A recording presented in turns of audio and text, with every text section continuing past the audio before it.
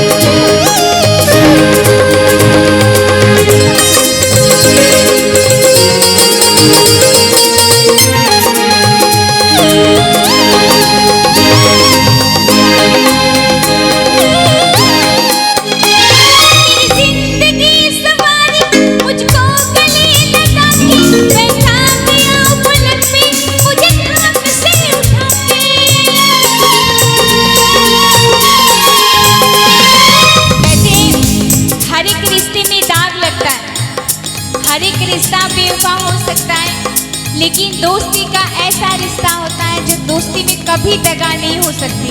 इसलिए अगर आपके जीवन में दोस्त है तो बेफिक्र रहिए, आपकी जिंदगी बहुत प्यार से और मौज से कटने वाली है। सुनिएगा।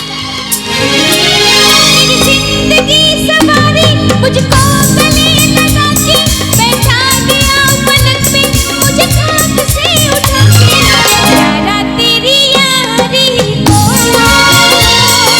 मैंने तो खुदा जाना, याद करेगी दुनिया तेरा मेरा अफसाना। तेरी जैसा यार कहा, कहा ऐसा यार आना, याद करेगी दुनिया तेरा मेरा अफसाना। Thank you so much, thank you, बहुत बहुत शुक्रिया। आप सभी की जोरदार ताली होगी। Thank you so much, thank you.